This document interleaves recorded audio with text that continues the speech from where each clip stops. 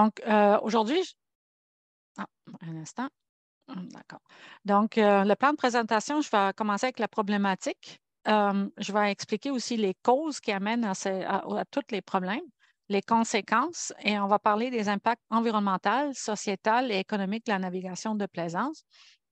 Et on va terminer avec quelques pistes de solutions et évidemment la période de questions. Donc, la problématique que vous connaissez, elle est très large. On parle vraiment d'un problème d'abord aussi de sécurité qu'il ne faut vraiment pas oublier. À chaque été, on trouve énormément d'articles avec des problèmes de collision entre des motos marines et des bateaux de plaisance sur le fleuve Saint-Laurent, sur d'autres cours d'eau. Il y a beaucoup de victimes de noyades liées à la navigation de plaisance, qu'elles soient motorisées ou non motorisées. Donc, on a vraiment des conflits d'usage. On parle pour les années 2008 à 2012 de 151 noyades avec des bateaux à moteur de plus petits que 5,5 mètres. Il y a 124 avec les canots, 57 des bateaux à moteur de taille variable et des bateaux à moteur plus grands que 5,5 mètres, 45 noyades et kayaks, 36 noyades, juste pour 2008 à 2012. Donc, les causes sont variables, mais un des éléments qui les amène, c'est la puissance des moteurs, c'est la cohabitation qui est difficile. Il y a un très fort achalandage.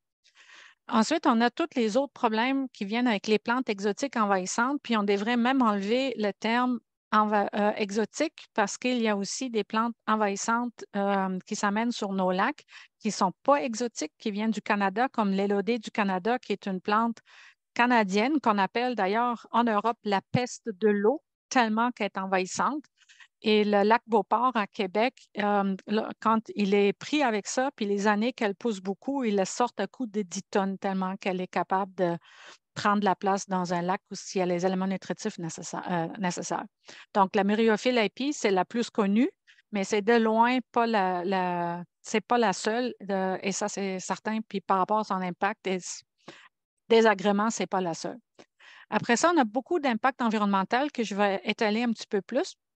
Tout à l'heure, on va parler aussi des impacts sur la faune et la flore que je vais préciser, tout comme la santé mentale reliée au bruit, reliée au stress par rapport à la sécurité. Il y a eu même des manifestations des problèmes de santé cardiovasculaire qui viennent avec le bruit et le stress.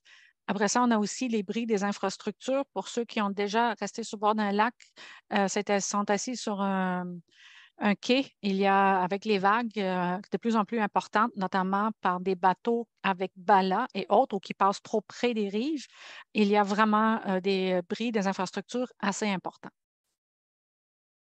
Donc, pourquoi est-ce qu'on a un petit peu cette une énorme quantité de problèmes qui se présentent sur certains lacs? C'est que la législation, le plus grand problème au départ, c'est le manque de législation qui nous permet à encadrer la navigation sur des lacs. Ça vient du fait que toute la navigation, à partir du moment qu'on a l'eau de manière caricaturale, à partir du jusqu'au cou, on tombe sur le territoire fédéral et on n'est pas capable de légiférer ou s'imposer sur son lac sans passer par un processus qui est très long, très difficile. Je vais l'étaler un peu tantôt, mais on va vraiment pas prendre notre temps là-dessus parce que ça prendrait plusieurs heures à l'expliquer. Mais le manque de législation est le plus grand problème. Et des fois, les gens me disent, ah ben, comme en Allemagne, il n'y en a pas de législation sur les autoroutes allemandes parce que vous avez la vitesse illimitée. Puis les gens ici, ben, est-ce que c'est votre première fois sur une autoroute allemande? Mais la réalité, c'est que la vitesse sur les autoroutes allemandes, elle est très encadrée. Il y a des limitations fixes, des limitations selon le trafic et la météo, puis c'est très, très bien encadré. Et tout le monde aussi ne peut pas faire ce qu'il veut n'importe où. Donc, on doit un petit peu se rendre à l'évidence que sur la plupart du lac au Canada, je parle bien pour le Canada au complet, c'est un peu le Far West complète parce qu'on n'a pas de vrai encadrement. On peut faire la vitesse comme sur une autoroute allemande, comme dans une zone qui devrait être une zone de 30. Après ça, il y a vraiment un manque de sensibilisation par rapport à tous les impacts environnementaux et humains sur la faune et la flore. Il y a le manque d'encadrement aussi, juste par rapport à qui a le droit de conduire quel type d'engin. Et pour ceux qui le savent, au moins, ils auront fait la carte d'embarcation de plaisance, mais pour ceux qui l'ont fait, savent aussi que ce n'est pas vraiment là qu'on apprend à manipuler un engin avec des puissances de plus en plus importantes. Et en plus, il n'y a aucun contrôle, puis on peut copier-coller ses réponses au moment qu'on répond au questionnaire pour l'avoir. Ensuite, on a des manques de connaissances qui sont autant pour la navigation de manière générale, l'utilisation des engins, mais sur l'impact que ça amène. Après, on a vraiment aussi, surtout avec les plaisanciers de fin de semaine qui débarquent sur un lac un peu en cow-boy, il y a vraiment une attitude d'indifférence envers ce qui devrait intéresser ou préoccuper dans certains cas. On a aussi, et ça, il faut vraiment le dire, c'est qu'il y a un marketing, un lobby de l'industrie de la navigation de plaisance qui est très, très fort auprès du fédéral pour pas que tout ça change et pour pas qu'on se mêle de la question sur la navigation de plaisance durable et responsable. Donc, les conséquences de tout ça, c'est des énormes conflits d'usage, la détérioration des plans d'eau, détérioration de la faune et la flore. Après ça, on a les problèmes de restriction d'accès. Ça a été très médiatisé, notamment l'année passée, quand tout le monde a dit « Ah, ben moi, je veux avoir accès à mon lac ». Il y a des associations qui demandent un libre accès au lac. Mais à force, c'est ce que les gens débarquent sur les lacs sans respect par rapport à la navigation, puis aussi des terrains privés. Il y a des lacs comme le lac Saint-Charles, puis d'autres organismes qui m'ont contacté, des Laurentides, qui disent les gens débarquent, puis ils défèquent sur nos terrains, ils font du feu, ils laissent les poubelles, tout est possible. Donc, on met des restrictions d'accès à des lacs qui devraient être publics, mais étant donné que les gens ne font pas attention, ben, ça amène, on continue à vouloir restreindre les accès, excusez. Il y a donc une tendance vers un privilège d'accès aux riverains propriétaires, ce qui est quand même dommage parce que j'ai eu une rencontre en France où ce que l'Office de tourisme de Québec a montré qu'au Québec, il y a un lac par personne pour tout le monde. Donc, ça donne une super de belle image, mais la réalité, c'est que les lacs sont à 1h30, 2 heures, 2h30, 3 heures de la ville, sont vraiment pas une personne par lac. Et donc, la réalité qu'ils montrent avec l'Office de tourisme, c'est plus notre vraiment réalité. Donc, c'est pour ça qu'on essaie encore de plus en plus de restreindre l'accès des autres. Donc, c'est finalement, on a une perte de jouissance pour tous, autant pour ceux qui pratiquent la navigation de plaisance motorisée, non motorisée, c'est plus plaisant pour personne, même pour ceux qui restent assis sur le bord du lac. Ça amène des problèmes de santé, introduction d'espèces envahissantes, des énormes émissions de gaz à effet de serre qui sont non nécessaires. Il y a quand même plusieurs centaines de milliers de bateaux d'enregistrés juste au Québec. L'utilisation de ressources précieuses pour les bâtir. Il y a eu un article il n'y a pas plus tard qu'il y a 2-3 semaines que Investissement Québec a investi à hauteur de 40 millions de dollars dans une entreprise qui développe des skidoo et des skidoo électriques. Donc, a priori, ça peut paraître comme une bonne idée, mais en même temps, l'exploitation pour faire des batteries à moteur et tout le reste, ça, c'est vraiment des ressources très précieuses qui impactent les ressources en eau ailleurs.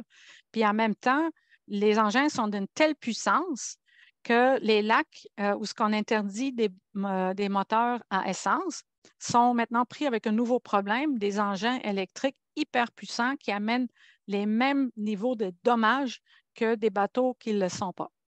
Donc, après ça, on a des accidents et je reviens sur les bris d'infrastructure. On fait la tournée. Là, on va aller plus dans le détail pour les différents types d'impacts environnementaux. Donc, on a les impacts sont les impacts physiques, chimiques, biologiques, reliés au bruit, reliés à la mise à l'eau, reliés à l'émission de gaz à effet de serre, puis c'est cela que je vais détailler.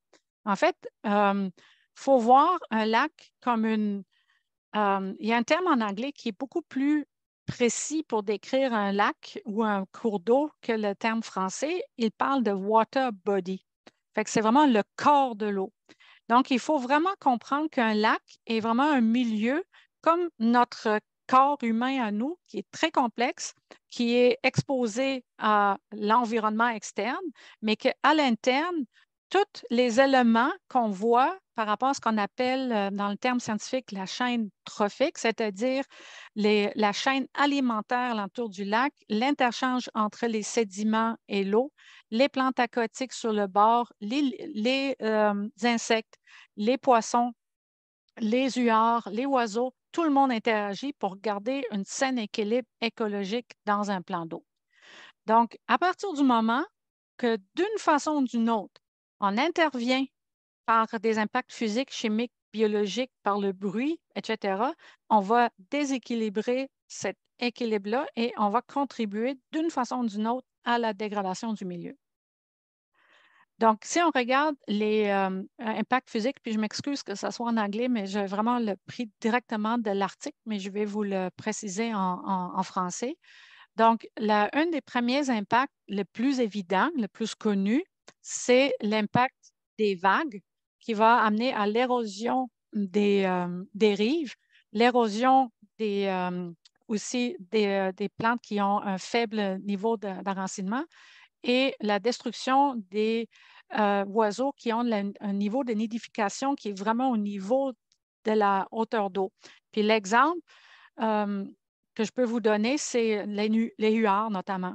Les huards vont nidifier vraiment au niveau, vraiment très près du niveau d'eau. Donc, il n'aime pas des grands marnages, mais capable de vivre avec les grands marnages parce qu'au moins, ça descend et ça monte tranquillement. Mais des vagues qui renversent au mois de mai, juin, lorsqu'il est en période de nidification, les nids, il n'y a aucune chance de survie. C'est d'ailleurs une des raisons pourquoi il y a aussi peu d'huards au Québec et pas parce qu'il y a, comme le disent, il y a juste un couple d'huards par lac. Si vous allez voir des lacs où il n'y en a pas de navigation, il y en a plus qu'un couple d'huards. Il y en a vraiment beaucoup. Après ça, il y a la turbulence par les hélices, donc qui créent une resuspension des sédiments et de la turbidité, notamment sur le bord, évidemment, des rives et lorsque la bathymétrie du lac, donc la forme du lac est relativement à plat. Donc, on a plusieurs impacts. Donc, on a des sédiments qui se redéposent sur des plantes.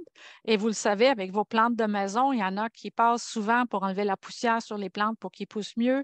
D'ailleurs, on essaie de les arroser pour enlever la poussière s'ils ont reçu de la poussière suite à une construction. Donc, ils ont plus de misère à pousser parce qu'on leur ajoute une couche de poussière sur eux. Ensuite, il y a davantage d'éléments nutritifs qui se remettent en suspension, puis ces éléments nutritifs, ben, ils vont être consommés par les espèces aquatiques qui ont le plus de résilience et souvent, c'est malheureusement les algues bleues vertes, les fameuses cyanobactéries.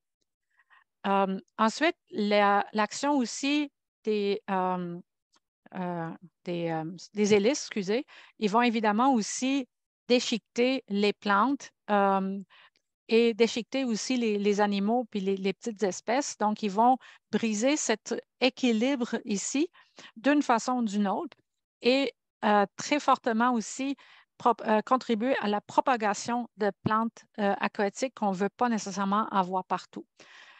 Ensuite, on a évidemment aussi le contact avec le bateau direct. Donc, on peut blesser des animaux aquatiques, les macrophytes, etc. Et après ça, il y a aussi le dérangement par le bruit et la peur que les animaux ont parce qu'on passe quand même relativement rapidement normalement. Je vous donne un exemple ici. Ça, c'est quand même des engins. Moi, je reste au bord d'un lac, puis on n'a plus de navigation en bateau, je vais en parler. On a un lac à 1 kilomètre, puis on entend les bateaux en moteur. Donc, j'imagine à proximité qu'est-ce que ça fait. Ensuite, on a les impacts chimiques. Donc, c'est sûr que le plus grand impact vient des hydrocarbures, donc les bateaux en navigation avec des combustibles quelconques, que ce soit des 2 temps, les 4 temps modernes, il y a quand même toujours un certain niveau de combustion et de dépôt qui se fait. Donc, ce que ça fait, c'est que ça réduit la quantité d'oxygène parce qu'il y a toujours, lorsqu'on met soit la matière organique ou la matière chimique dans un plan d'eau, il va y avoir une action euh, de- qui va être soit biologique ou chimique pour dégrader le contaminant. Et pour le faire, il va utiliser de l'oxygène. Donc, quand on ajoute des éléments dans le lac qui ne sont pas supposés être là, il va y avoir une réaction de auto-épuration, si on veut, qui va consommer de l'oxygène. Après ça, il y a plein d'éléments comme l'oxyde de carbone, l'oxyde d'azote, l'oxyde de sulfure, des phénols, le phosphore, l'azote, le sulfure, le zinc, l'éthylène dichloride, l'éthylène dibromide, qui vont aussi se ramasser dans le lac. Et ensuite, on va avoir des hydrocarbures de différentes sortes, des métaux lourds et notamment aussi les résidus de peinture qu'on a sur les lacs. Ce que ça fait, c'est qu'on émet un certain cocktail chimique dans un water body, dans notre corps qui est notre lac. Et plus qu'on a de ces éléments-là qui proviennent aussi ultimement des eaux usées, des installations septiques, ruissellement, etc., mais on va créer un cocktail chimique qui va rendre ça plus difficile aux espèces qui ça assure la bonne santé du plan d'eau de pouvoir faire leur travail d'auto-épuration. Puis si on les combine avec les impacts physiques de tout à l'heure, ça vient en sorte que le lac aura de plus en plus de misère à se décongestionner, si on peut le dire ainsi. Ensuite, on a des impacts biologiques.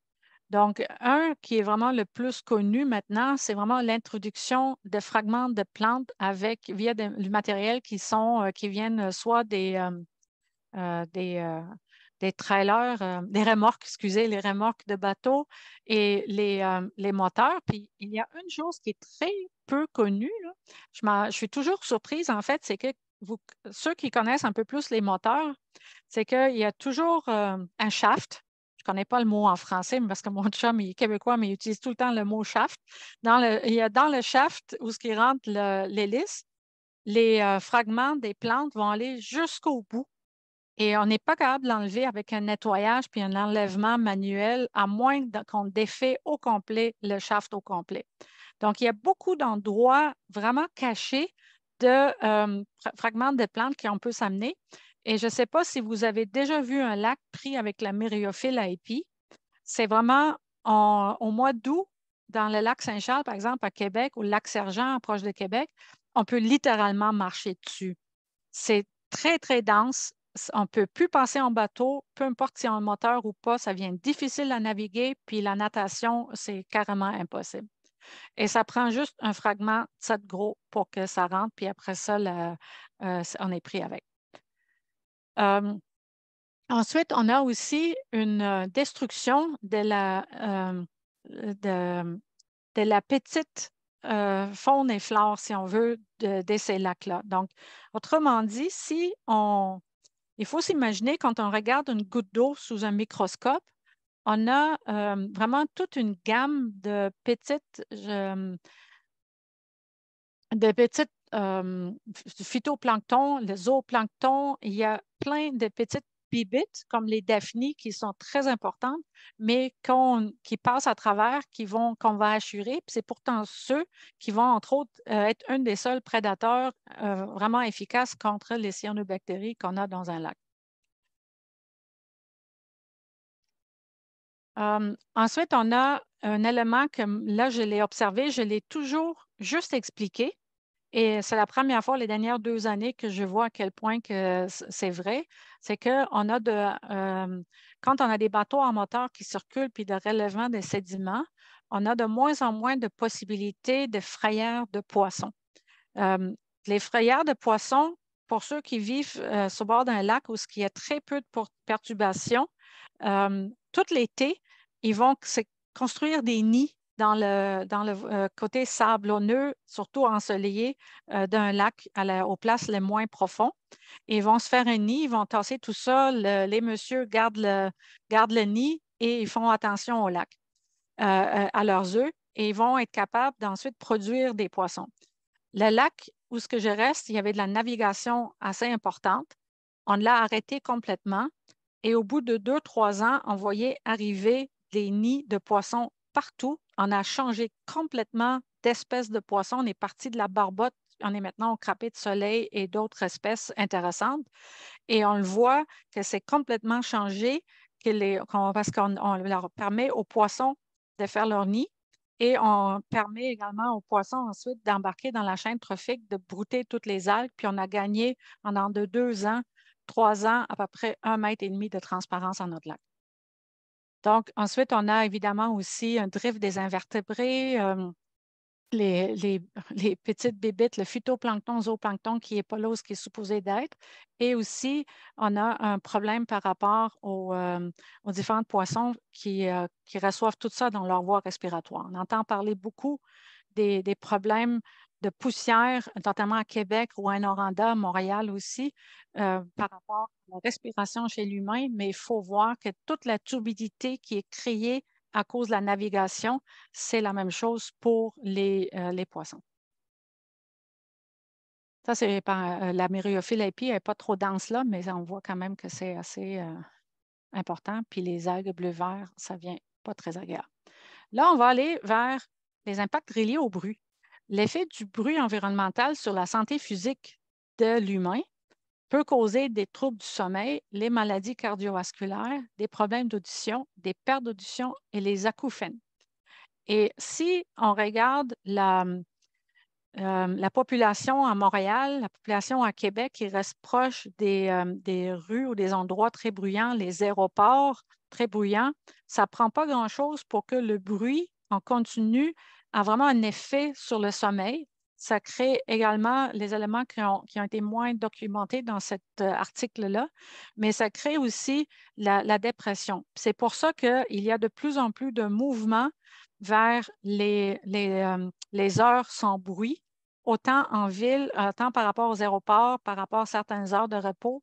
Il y a des pays comme l'Allemagne et d'autres, entre certaines heures l'après-midi, on n'a pas le droit de faire du bruit du tout, des tondeuses, etc., pour qu'il y ait une période de silence euh, absolu, comme d'ailleurs les dimanches, pour pas qu'on nuit à la santé humaine.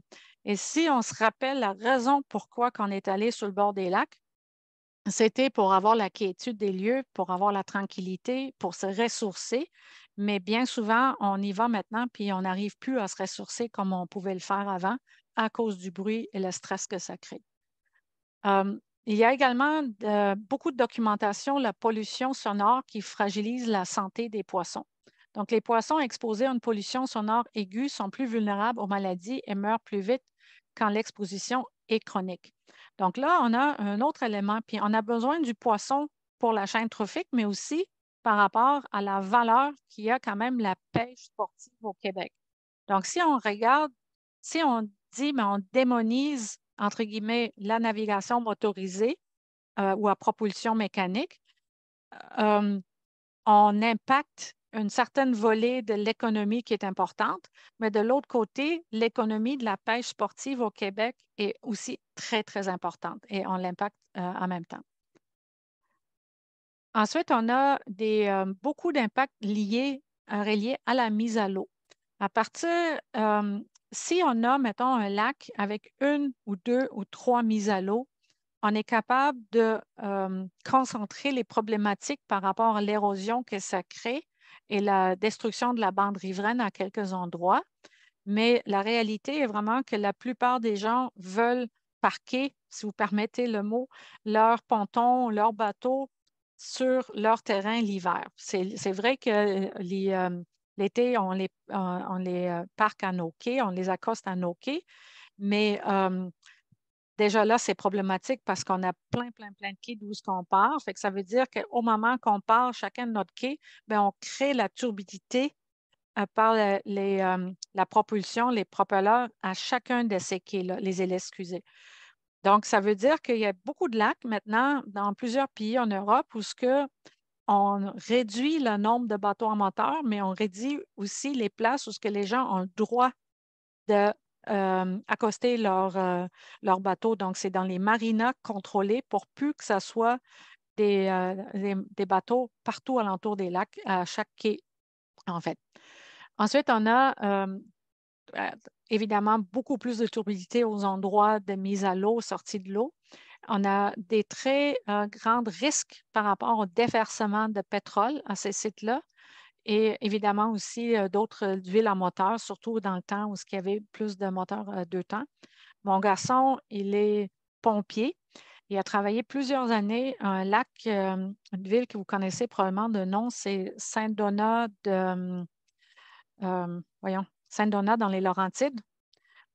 Et ils avaient plusieurs sorties par été parce qu'il y avait des déversements de pétrole assez importants sur le lac. Après ça, il y a des impacts qui sont des fois curieuses, impacts liés au changement climatique.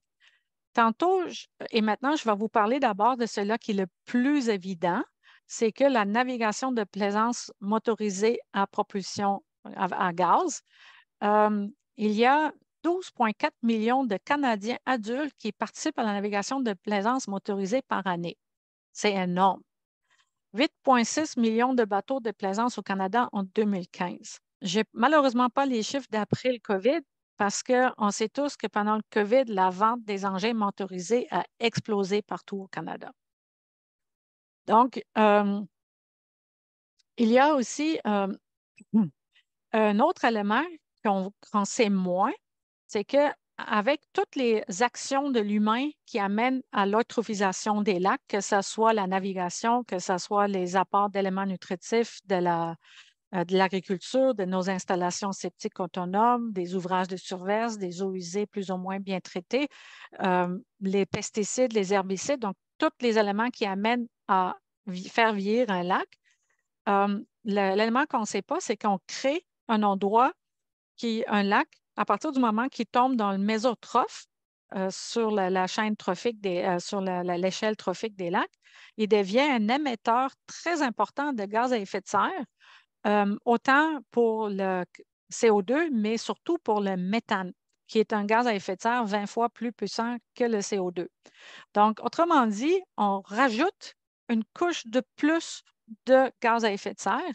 Et je suis dans un comité à la Sorbonne à Paris où ce qu'on va essayer d'utiliser les lacs, que si on investit dans un lac pour réduire son état trophique, pour le ramener à l'état oligotrophe, c'est qu'on reçoive des crédits carbone parce qu'on a contribué à la réduction d'émissions en gaz à effet de serre. On est loin du compte, mais c'est bien démontré. Puis il y a plusieurs lacs au Québec sur lesquels on a fait l'étude par rapport à leurs émissions de gaz à effet de serre selon leur état trophique. Donc, qu'est-ce qu'on fait? Les solutions. Première chose, il faut contrôler les gains et les pertes dans un lac par rapport à tout. C'est-à-dire qu'il faut comprendre un peu le lac comme une tasse avec un équilibre, avec un café, avec plus ou moins de lait ou du sucre, puis il y a tout le temps quelqu'un qui vous le réchauffe. Et vous êtes tout le temps en train de travailler dessus pour garder le même équilibre lait et sucre pour qu'il reste à votre goût.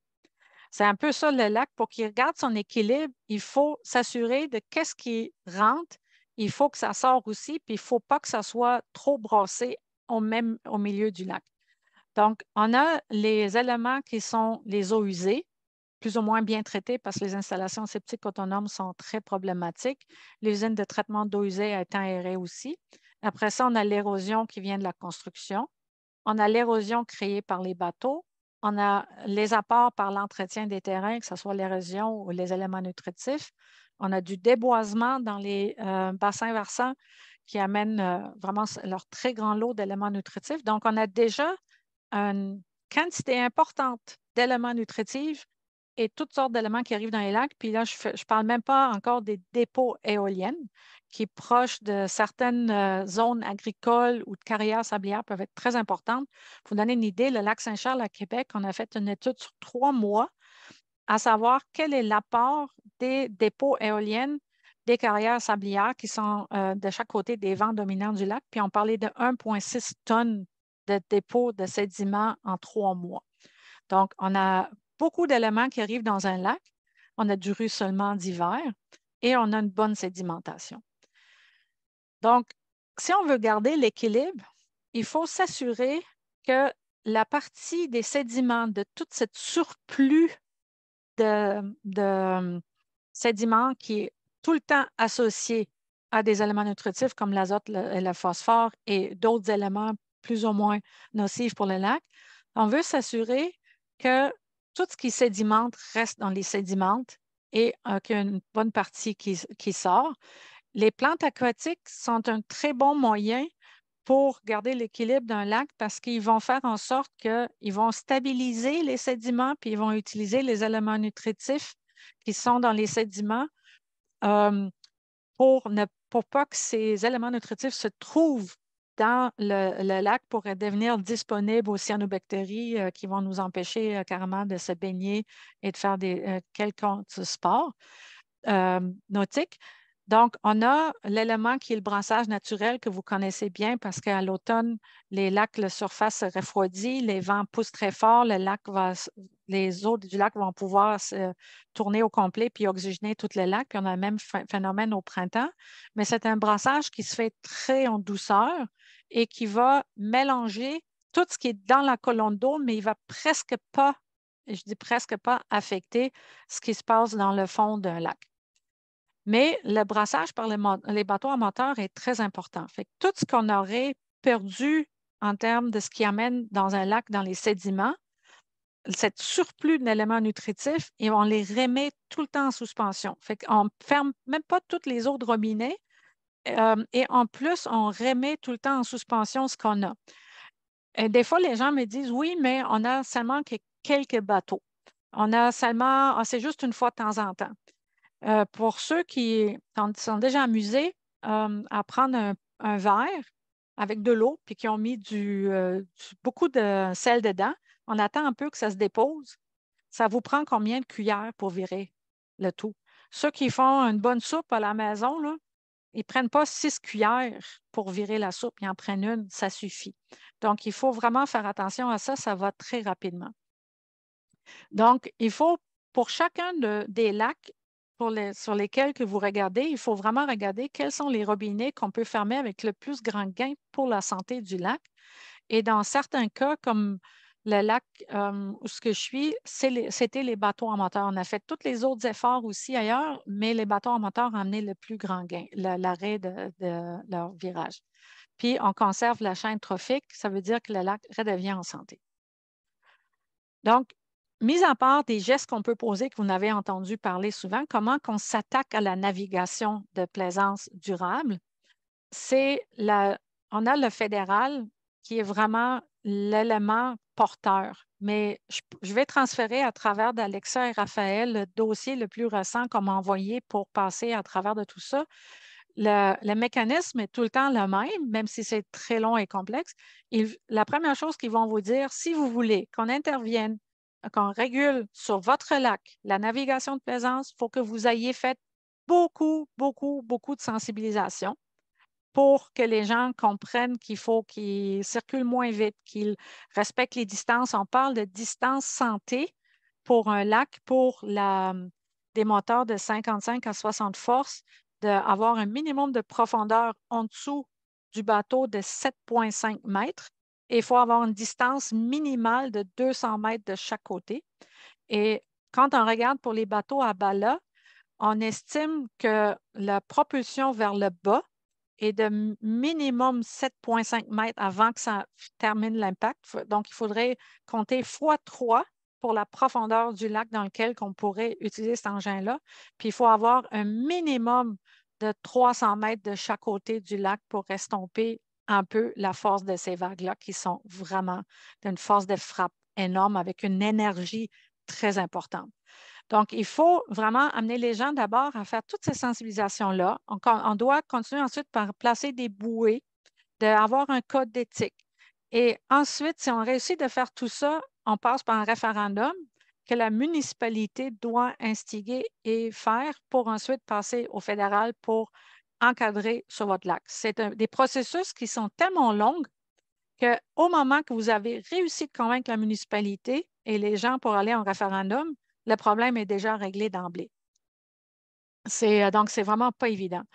Après ça, le provincial ne peut pas faire grand-chose et la municipalité non plus, mais ce qu'ils peuvent faire, et ça c'est important, c'est que si la municipalité a mis en place avec les riverains des lacs, avec les associations des lacs, a mis en place toute une série d'actions et de réglementations pour protéger leurs lacs par rapport à l'application les règlements sur les bandes riveraines, des plans d'action, d'investissement dans les plantes, dans toutes sortes d'éléments, on peut mettre en place la réglementation qui commence à limiter la navigation. À Saint-Ubalde, on a mis en place le règlement 242, où ce qu'on a mis tout dans les attendus que des affaires relativement à la protection des lacs pour pas qu'on se fasse contester d'emblée. Et ensuite, on limite l'accès au lac en passant par une taxation. On n'aime pas de l'appeler une taxation, on va appeler ça des vignettes, qui vont, où ce que le coût va en fonction de la force des bateaux moteurs. Puis c'est une façon d'essayer de réduire le tout. Mais ce qui est le plus important, c'est les associations citoyennes qui doivent se concerter d'abord dans les comités et ensuite de prendre la décision politique qui n'est pas facile à prendre et encore bien moins facile à passer. Il faut avoir, je vous dirais, la patience. Il faut travailler sur longue haleine, s'outiller pour amener peu à peu les gens à cesser la navigation non durable.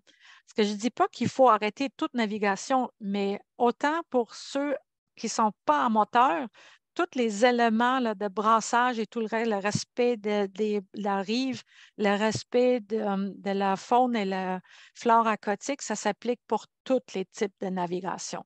Ça, c'est important quand même à retenir. Fait qu'il faut que les gens qu'on adresse par rapport au lac, il faut toujours trouver une façon de le packager dans un impact et on s'attaque, entre guillemets, on communique avec tout le monde qui utilise le lac pour que les gens qui ont des bâtons en moteur ne se sentent pas les seuls visés là-dedans, parce qu'il faut garder en tête que toute autre navigation a aussi un impact sur les lacs, que ce soit des voiliers, que ce soit les kayaks, les stand-up, etc., qui vont un peu partout, eux ont les mêmes types d'impact quand même aussi sur les rives et sur les plantes aquatiques selon où ce qui passe et de quelle façon qu'ils le font. Donc, les pistes de solutions, c'est vraiment un lac à la fois. On n'a malheureusement pas le choix de faire ça et s'organiser en association par lac. Et ensuite, faire ce que nous, on a fait ici, on a créé ce qu'on appelle le RALZUC, le regroupement des associations du lac de Saint-Ubalde, pour aussi avoir l'appui de la municipalité, mais en fonction de la réalité de chaque lac. Nous, on est un tout petit lac de villégiature. Nos voisins, c'est un très grand lac avec un camping. Donc, il n'y a pas un lac qui est pareil, mais si on veut faire la navigation durable et responsable, il faut tenir compte justement de la spécificité de chaque lac par rapport à sa bathymétrie, par rapport à où les gens sont rendus dans la façon de voir les choses. Donc, un geste à la fois avec l'éducation et la sensibilisation. Donner l'exemple aide beaucoup. Intervenir sur le plan politique, autrement dit, que ce soit la politique au niveau de l'association, au niveau de la municipalité, est toujours un petit peu plus haut. Ça, c'est un peu l'élément qu'on fait à la Coalition pour une navigation durable et responsable. Demander des changements à la réglementation par rapport au niveau qu'on peut le faire. Il y a maintenant de plus en plus de façons de faire pour réglementer. Il y a le lac Clair à Québec et d'autres lacs à Québec qui sont passés par des actes notariés où ce que les propriétaires s'engagent lors de l'achat de ne pas mettre à l'eau des engins à moteur à essence. Donc, il y a vraiment plusieurs mécanismes, puis je vais définitivement envoyer des informations supplémentaires à Alexa et Raphaël suite à la rencontre. Ensuite, adhérer au principe de la navigation durable et responsable, donc la bonne embarcation au bon endroit, faire preuve de civisme et établir des codes d'éthique et veiller à leur respect. La meilleure façon, en quelque part, c'est par une certaine pression sociale qui augmente tranquillement, pas vite. Nous, on est rendu à notre lac on a commencé avec des flyers à tout le monde. Après ça, on a commencé avec des conférenciers qui venaient à notre lac, à l'AGA, l'association. Après ça, on a continué avec des nouveaux flyers. Il y a beaucoup de monde qui ont donné l'exemple. Après ça, on a fait des actions spontanées pour quand il y a un bateau qui voulait faire de la vitesse, tout le monde s'est lancé à l'eau avec n'importe quoi, des enfants, toutes les kits. Fait que les gens avaient comme plus le fun de naviguer vite. Et on est même allé jusqu'à lorsqu'il y avait une annonce, une maison, un chalet à vendre et que c'est écrit c'est navigable, on contacté le courtier immobilier pour lui dire que les gens avec des bateaux en moteur n'étaient pas les bienvenus puis qu'elle allait regretter leur achat. Ça, on est allé loin. Notre président, il n'a pas froid aux yeux. Mais il reste que l'argument qu'il utilise, puis c'est un argument qui est très fort. C'est un directeur des caisses des jardins à Québec. Et l'argument qu'il utilise pour promouvoir l'élément sur la réduction, d'avoir une navigation durable et responsable, c'est que ça améliore la qualité de l'eau du lac, ça améliore la qualité de vie alentour du lac et la cohésion entre les personnes. Euh, et ça fait en sorte que votre maison, votre investissement va vraiment gagner de la valeur avec le temps. Et c'est ça qu'il faut garder en tête. Donc, il y a des traits de Cré Laurentide qui a créé un super outil pour les lacs qui est encore disponible sur leur site web, puis qui, même si elle est là depuis quelque temps, il est tout aussi toujours pertinent et super bien fait. Je vois qu'il y a quelqu'un de Cré Laurentide. Je ne fais pas ça pour ça, mais c'est vraiment l'outil que j'utilise le plus souvent. C'est les différentes fiches qu'ils ont créées pour décrire les problématiques sur les lacs et qu'est-ce qu'on peut faire. Puis celui-là, avec Naviguez-vous Santé, est un des meilleurs par rapport à ça. Donc, le cas à succès, c'est vraiment le lac Perrault ici, où ce qu'on est allé vraiment étape par étape, une geste à la fois. Ça a pris 10 ans, mais maintenant, les gens viennent à notre lac avec il y a de la visite qui vient, puis ils disent, mais mon Dieu, que vous avez un paradis parce que c'est tranquille le soir, on peut s'asseoir sur les quais, on profite du soleil, il y a des gens qui sont dans l'eau, c'est une grande piscine commune et on a vraiment réussi non seulement d'améliorer la qualité de l'eau du lac, mais aussi on a maintenant vraiment une vie très harmonieuse parce que les gens sont moins crinqués, sont moins agressifs, ils ont retrouvé ce qu'ils cherchaient en s'installant sur le bord d'un lac, l'élément où on vient pour se ressourcer. Donc, si on regarde un peu en presque terminant, j'ai bientôt terminé, je m'excuse, hein, je savais que ça allait être long, c'est toujours plus long que je pense. C'est que quand on regarde les lacs chez vous, vous avez les bathymétries qui sont disponibles pour la plupart, vous connaissez les profondeurs, utilisez cette information-là pour faire une évaluation. Quel type de bateau pourrait être à peu près à quel endroit? Parce qu'on ne peut pas interdire, mais on peut guider les gens pour dire, ben, écoutez, avec votre type d'engin à tel endroit, vous créez moins de problématiques. On peut faire vraiment une cartographie, lac par lac, pour dire c'est quoi les meilleurs endroits où ce qu'on peut naviguer, où ce qu'on ne devrait pas naviguer. Puis ça va me faire plaisir de donner aussi quelques pistes de base à Alexa et Raphaël pour communiquer avec vous. Donc, en terminant, il y a quelque chose que j'ai trouvé dans une ancienne brochure très, très bien faite. Le huard, son cri rieur est encore familier aux habitués de quelques lacs de villégiature, mais l'oiseau préfère la solitude et la tranquillité. D'année en année, les canots à moteur et les chalets éloignent progressivement ces oiseaux qui cherchent refuge autour des lacs peu fréquentés ou déserts. Voilà, merci beaucoup. Et je m'excuse de la longueur, mais je vais prendre le temps qu'il faut pour répondre à vos questions. Un grand merci, Sonia. C'était très, très, très intéressant.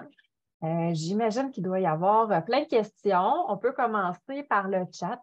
Il y a 2 questions. La première, donc certains utilisateurs de Sea-Doo mentionnent qu'ils n'ont pas d'impact sur le lac parce qu'ils naviguent dans des zones de 50 à 75 pieds. Ils disent avoir peu d'impact sur les sédiments. Qu'est-ce que tu penses de cet argument? En fait, par rapport à la profondeur dans laquelle ils naviguent, ils ont entièrement raison. Donc ça, comme je disais tantôt, c'est vraiment pas les sea-doo qui vont avoir le plus d'impact vers la profondeur. Ils font selon la façon dont ils naviguent ils vont quand même créer une vague de côté. Donc, en partant et en revenant, ils vont quand même créer des vagues. Et beaucoup de conducteurs de Sea-Doo, pas tous évidemment, parce que ça dépend tout comme un auto, le conducteur, et qu'est-ce qu'on fait, c'est que les gens vont tourner en rond, puis c'est créer des vagues pour pouvoir sauter par-dessus. Je ne sais pas si vous avez déjà vu ça, les gens qui font des chires en Sea-Doo. Donc, ça crée une multiplication de vagues qui ont une énergie très importante. Et on a souvent l'argument qui vient aussi avec, qui vont dire, oui, mais s'ils ventent, il y en a aussi des vagues. Mais l'énergie des vagues, du vent, et ça a été démontré scientifiquement, n'a pas du tout le même impact. Et le bruit que les Sea-Doo occasionnent, il est quand même assez spectaculaire. Donc, c'est très, très bruyant. Donc, autant pour les gens qui sont alentour du lac ou à 1 kilomètre du lac, comme moi, du voisin, on les entend et c'est vraiment un bruit pour la santé humaine et les poissons qui est quand même assez important. Et après ça, il y a évidemment tous les hydrocarbures. Donc, et quand ils reviennent et partent, ils ont un certain impact sur les sédiments, mais par rapport à cet argument-là de 50 à 75 pieds, ils ont raison, mais il y en a plein d'autres impacts qu'ils ont quand même. Parfait. Merci beaucoup. On a une deuxième question qui dit, est-ce qu'il existe un répertoire annuel qui documente l'état des lacs? Bien, en fait, il y a un répertoire au Québec qui est le réseau de surveillance volontaire des lacs au Québec, qui est sur le site web du ministère de l'Environnement, où on peut aller chercher tous les lacs. La- les données du RSVL, ils ont quelques limitations que je partage avec le ministère, donc je ne parle pas dans le dos de personne. C'est qu'ils prennent les données que dans la colonne d'eau pendant la période estivale, quand le lac est déjà stratifié au 1er mètre. Donc, on a une idée de l'état de santé du lac, mais on n'a pas son réel état de santé parce qu'on ne sait pas comment est la chaîne trophique, on ne sait pas l'intégrité écologique, on ne connaît pas réellement, ils ne mesurent pas l'azote et ils prennent l'élément nutritif et la chlorophylle A sur le 1er mètre quand c'est des éléments qu'on devrait mesurer selon la transparence du lac et le prendre à différentes profondeurs. Mais ça vous donne un premier indicateur par rapport à la santé du lac, mais il y en a d'autres éléments qu'on peut vérifier par soi-même quand on demande est-ce qu'il y a eu souvent des cyanobactéries. Vous regardez l'aspect de l'eau du lac et vous demandez quel type de poisson que vous trouvez dans le lac. Donc, ça, c'est souvent avec des sites des pêcheurs qui partagent cette information qui peut vous donner des bons indicateurs sur l'état de santé réel du lac. Parfait, merci beaucoup. Autre petite question, est-ce qu'il y a un espoir pour un petit lac qui est aux prises avec le myriophile AIP? En fait, je vais vous partager une petite présentation sur Alexa et Raphaël. Je vais avoir toute une liste. Là. Je fais beaucoup de promesses. Vous les prenez en note. Vous me le retournez parce que je ne les prends pas toutes en note en même temps. Là, mais après ça, on va vraiment un plaisir de le partager. C'est un enregistrement comme celui d'aujourd'hui sur la myriophile IP puis la lutte contre la myriophile IP. Il y a des experts. Il y a la seule, en fait, une chose qu'il faut être très clair, la seule bonne raison pourquoi on lutte contre la myriophile IP, c'est parce que c'est très désagréable pour les gens qui vivent autour du lac pour la navigation, la natation et autres, mais ça n'a pas de réel impact démontré sur les poissons et tout le reste. Même que la lutte peut avoir un impact sur la santé du lac pour un certain temps, mais il y a des gens qui savent vraiment faire, comme monsieur Claude Lavoie de l'Université Laval. Puis je vais vous envoyer les informations. Il y a des espoirs, mais c'est un peu comme la lutte contre les bateaux en moteur. C'est une lutte très, très long terme. Il n'y a pas de solution miracle, mais il faut le faire de manière stratégique, puis on est capable d'y arriver à pratiquement l'éradiquer à condition qu'on le fait comme il faut. Parfait, merci beaucoup. Autre question, est-ce qu'il existe des études sur l'impact de la navigation au lac des Deux-Montagnes? OK, le lac des Deux-Montagnes, précisez-moi exactement ce qu'il est, parce que ça me dit quelque chose, puis il me semble que oui, mais je ne veux pas me tromper. Oui, bonjour. La question vient de moi, Raphaël de Vatine. Le lac des Deux-Montagnes, en fait, l'exutoire, c'est à l'ouest, dans la communauté métropolitaine de Montréal. C'est un faux lac, en fait. C'est plus un prolongement de la rivière des Outaouais. Oui.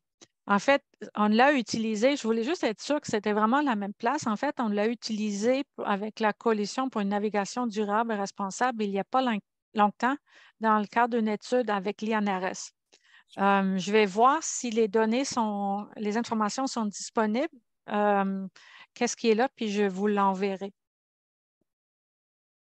Merci beaucoup. Je prendrai contact aussi. Parfait. Parfait, merci. Autre question, existe-t-il un moyen naturel pour aider un lac à s'oxygéner? Oui. En fait, les apports d'oxygène dans un lac, c'est naturel, c'est l'échange avec l'interface du lac et l'atmosphère. Plus qu'il fait frais et plus que le lac n'est pas en hauteur, mais ce n'est pas votre cas, je pense, dans vos régions, il y a un potentiel avec l'action du vent et par la loi d'Henry que le lac s'oxygène.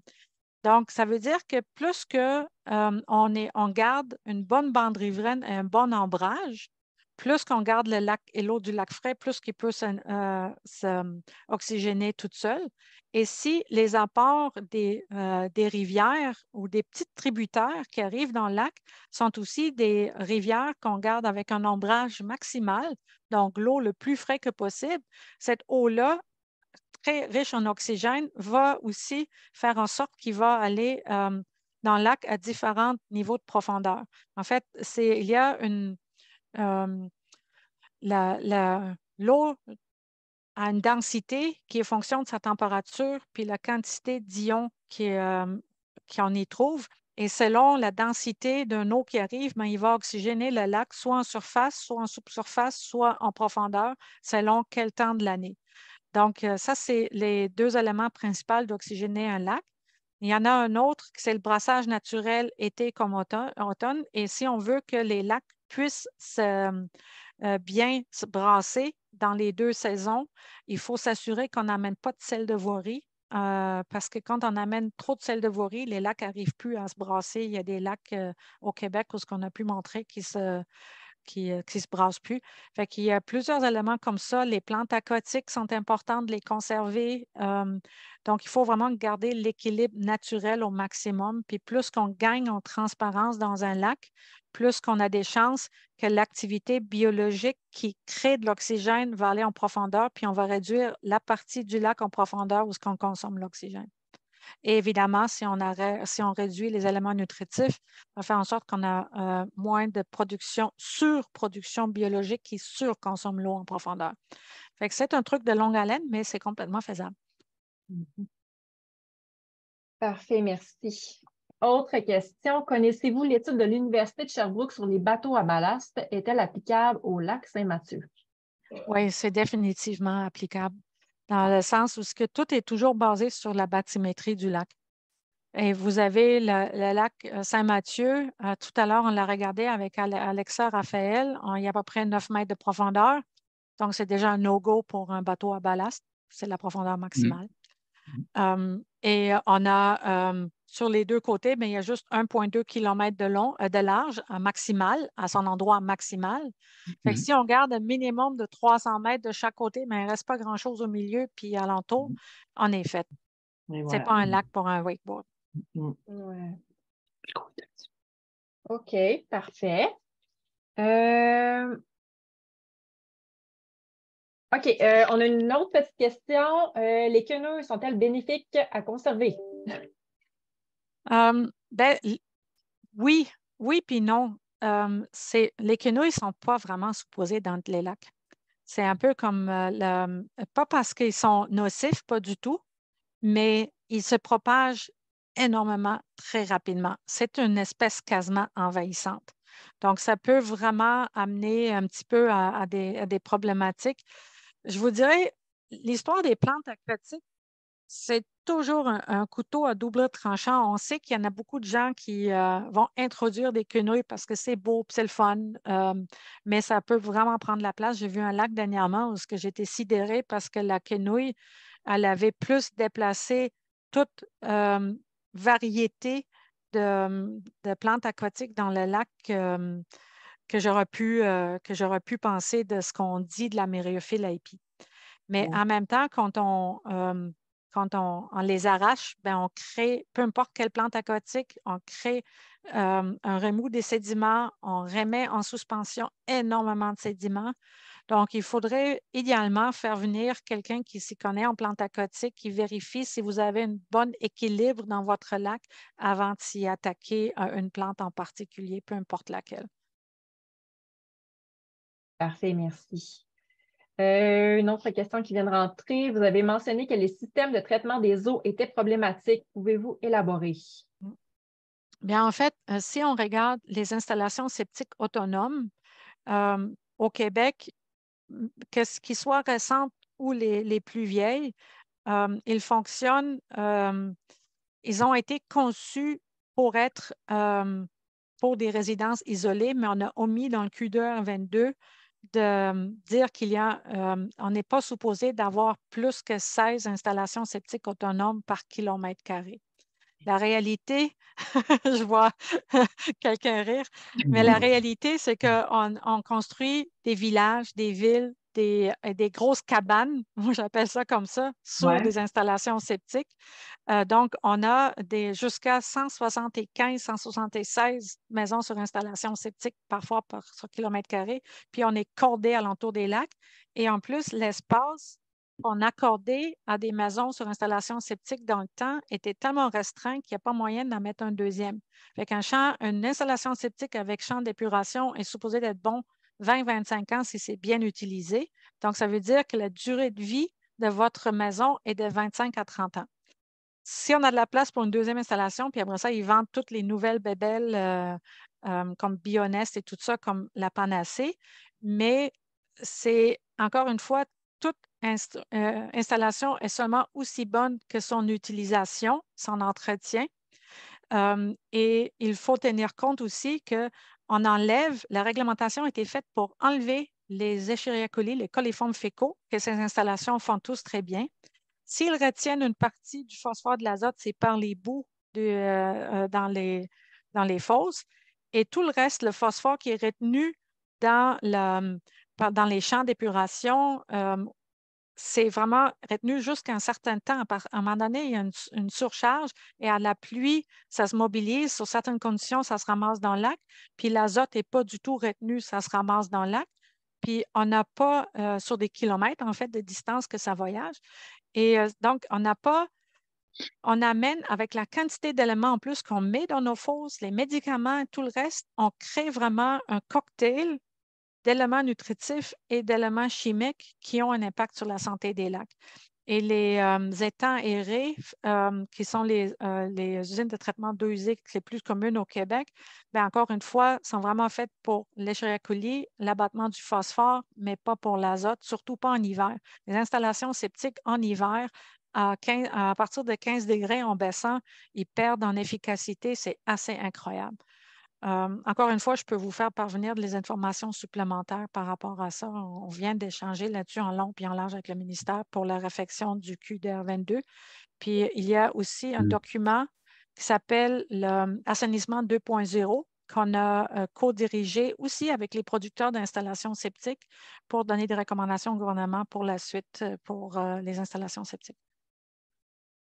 Pourrais-tu répéter, Sonia, comment il s'appelle ce document-là? Assainissement? C'est assainissement 2.0.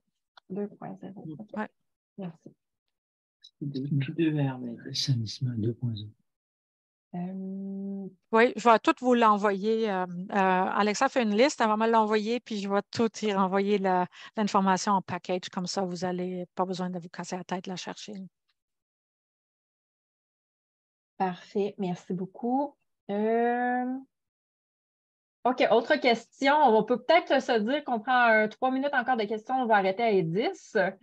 Peut-on avoir le lien de cette présentation et peut-on publier sur notre site Facebook? En fait, ce que je pense qu'on va faire, c'est que je vais faire une publication avec l'ensemble des documents qu'on va mettre sur la page Facebook de l'OBV. Ça va être plus simple. Comme ça, vous allez pouvoir directement aller chercher la documentation complémentaire à cette présentation-là. Puis le lien de la présentation sera là aussi sur notre page Facebook de l'OBV. Est-ce que c'est correct pour tous? Ça, je pense que c'est un moyen simple. Est-ce qu'on avait d'autres questions pour clore la soirée? J'ai vu un commentaire. Oui. Votre présentation me touche beaucoup. Notre lac fait moins de 1 km² avec beaucoup de bateaux 200 forces. J'ai déjà envoyé cet article-là qui est dans le lac du Haut-du-Québec à Alexa tout à l'heure. Et là-dedans, il parle que c'est un article de 1983, puis les gens avaient tellement vu juste, mais ils disent même là-dedans qu'un bateau de plus que 55 forces ne fait aucun sens parce qu'on ne gagne d'aucune façon, même en agrément, en naviguant avec un bateau de plus que 55 forces. C'est écrit avec un langage un petit peu plus différent de celui-là qu'on va utiliser aujourd'hui, mais même déjà dans cet article-là, c'est très clair qu'un lac de 1 km², on ne devrait même pas mettre un bateau de 55 forces. Pas un. Ça porte beaucoup à réflexion. Oui, oui. Et j'ai déjà fait du ski nautique. Parce que j'ai pas toujours su ce que je sais aujourd'hui. Alors, je fais mon outing. J'ai déjà fait du ski nautique. Et quand j'ai su et j'aime ça, j'ai aimé ça. Je le fais plus depuis longtemps pas parce que je suis plus capable, là, mais parce que je me suis dit, je peux pas me regarder dans le miroir. Il faut vraiment faire attention.